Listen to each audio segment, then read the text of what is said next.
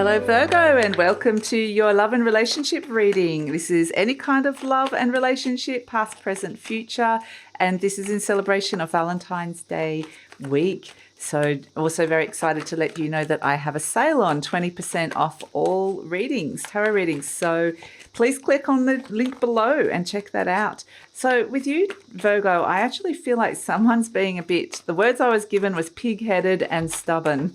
Someone's being pig-headed and stubborn and just refusing to budge. It's like they're digging their heels in. They keep showing me Taurus kind of energy, like very not wanting to move.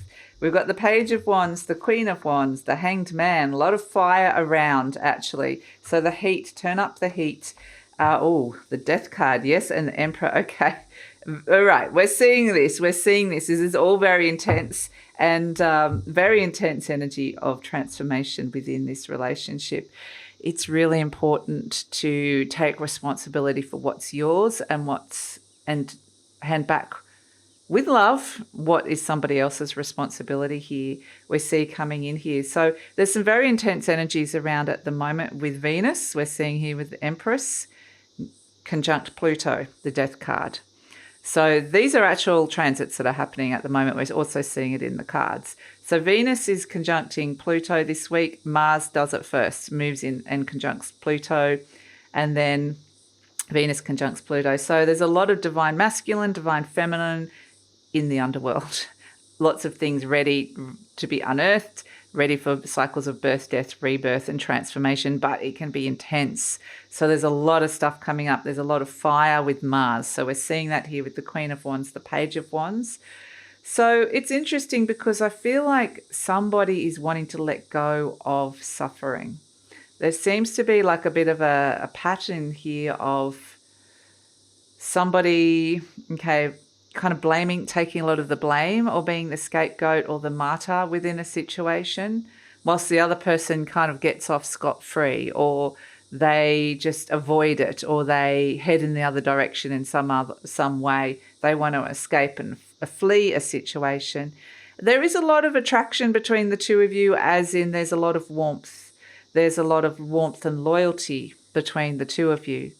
So this feels like it could even be somebody who's like a family member, or somebody that, there is the opportunity for warmth and loyalty here. It doesn't have to be a family member. Like I said, it can be any love and relationship, but it's very important not to mother. It's interesting. We've got the Emperor and the Empress. So we've got divine parents here. It's about a lot of stuff about patterns around how you were taught what relationships are through your parents. So a lot of stuff coming up about your parents' relationship and how that is reflected in your relationship now.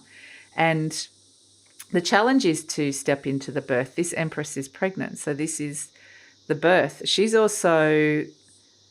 is Hades down here. These are the Greek mythologies. This is Hades, the lord of the underworld, representing Pluto. That is the way to move forward, is to transform, let go, surrender. But interestingly, in the Empress, the story is this is Demeter, the Earth Mother. She's actually the mother-in-law of Hades, and there's a bit of acrimony, there's a bit of tense stuff. So that's why I kind of get there's a lot of family stuff going on with this. So even if this is not a relationship that is a family member, I feel like it's being reflected back to you via relationship to siblings or parents in some way. And there's something that you want to let go of here, where it's like you punish yourself, or you were punished in some way, or how you were punished, or how you take on responsibility. Because the challenge is the Earth Mother here with the Empress is perhaps somebody is over mothering or being overprotective or nurturing somebody, when it's like that other person has to kind of work that out themselves. They have to do that for themselves. So that can come through as well. Demeter's not very happy that Hades basically abducted her daughter Persephone and took her to the underworld in a pretty horrible fashion and stole her. And Demeter didn't know where Persephone was for a long time. So she mourned, and she represents the seasons. So when she mourned, it became winter. Everything died. Then when she discovered where Persephone was, they managed to make an arrangement so that Persephone only spends 3 months in the underworld, and for the rest of the year, the Earth Mother gets to be reunited with her daughter. So when Persephone comes back out of the underworld, Demeter stops mourning, the seeds of spring start coming out, new growth starts coming in. She's happy to see her daughter. Summer is like, yes, this is wonderful. We've got our time. We're reaping everything's reached full potential. And then when she realizes that Persephone has to go back into that underworld energy again, she starts the process of mourning again, which is fall or autumn. Things start dying off again. So again, there's a thing about seasons and cyclical nature coming in here around this. Perhaps this is just like a pattern that goes around and around and around when it comes to family traditions or patterns or stuff like that, that's coming on here. So sometimes this can be misplaced loyalty. You know, I'm loyal to that person to the point that it can be to the detriment of somebody. You know, it takes away that person's power because they don't own up to their own stuff. So interestingly, this is the Empress in the form of spring. You know, we're reaping the harvest. There's new growth. She's got the wheat. She's pregnant. So this is the birth of new energy. And that is the thing that is the challenge here, is stepping into the birth, getting past some of the old energy, the old patterns. And that's what they're saying here with the way to move forward is this death card, which is innocently letting go, surrendering to some of these big changes, to energy that can be transformed within this relationship. And so we have the Emperor there, which is about, this is Zeus, king of the gods. He's got the globe, the earth in one hand, the eagle on his shoulder, the lightning bolt. He represents power. But he's sitting on top of Mount Olympus. He has the higher perspective. So find the higher perspective. It's going to give you the power to be able to make the changes that are coming in here. So let's pull a message from the angels, the transformation that is necessary. It's going to be not the right time. It's going to be not the right time. So it really feels like it's a sense that, Pluto can be a lot to do with power and control issues as well. And perhaps this is something that comes up as something that you have got. Sometimes the death energy can be slow moving. So it may be that somebody's being pushed within this relationship and they're not quite ready. They're not quite ready, but maybe to move into transformation yet, to move into the new transformational rebirth energy that can come through with this. But that's okay because it's still there as a potential. It's like you can't rush the butterfly out of the chrysalis, out of the cocoon. You can't rush it when it's not ready. So it really feels like it might be really important to kind of let go of some expectations that are coming in here. It's all possible. We're seeing the dynamics of it here, that it's possible to transform, but also understanding, like, somebody here is this Page of Wands that's heading right in the opposite direction. They're like, get me out of here. And they're not willing to turn around and face what's actually going on with this.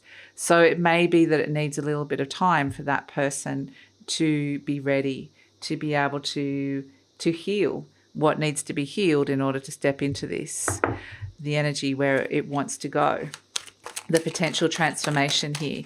So let's pull, speaking of unearthing cards, I found this beautiful deck. It's called Journey of Love. It was on my shelf for years and I just saw it and went, oh, this would be perfect for these readings. So let's see what we've got. Earth Angel and Soft. Ooh, okay. I'll put this up on the screen for you because I want to have a look at this.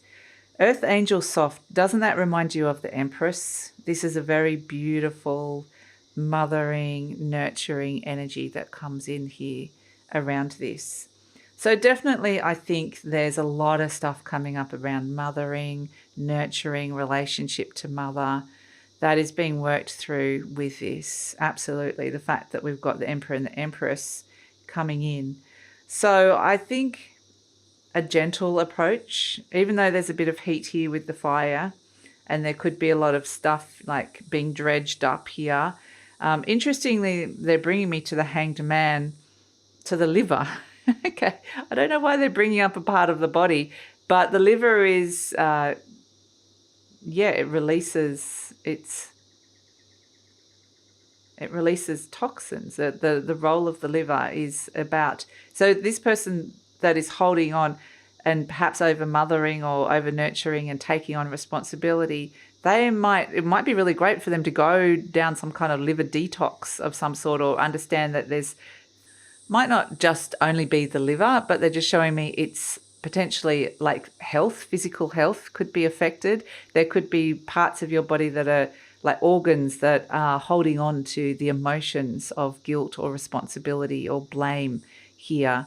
So a physical or emotional or energetic detox of some sort could really work for the person that is doing that within this. And maybe some of that nurturing and loving can actually go to that person as well at this point.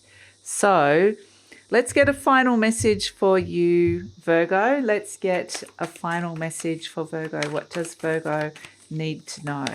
What does Virgo need to know? Okay, the shadow.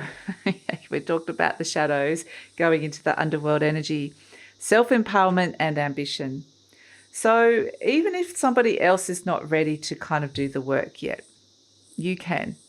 You can go in there, because ultimately what this place is, it wants to connect you to your own power, which is a very empowering energy, connecting you to self-empowerment, where you're giving yourself what you need in a situation, not giving it all to the other person.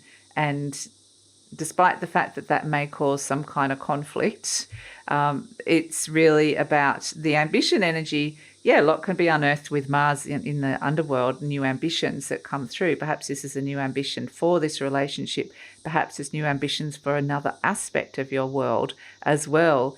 But it's like this process of saying that you're going through this empowering journey at this moment in time, and to notice how that's potentially shifting and changing some of these bigger, or has the potential to shift and change some of the really, really big foundational energies around relationships you were taught through your parents. So yeah, beautiful. Self-empowerment and ambition coming through with this. So that's your reading, Virgo. Thank you so much for joining me. Please check out my sale, 20% off tarot readings. The link is in the description box below.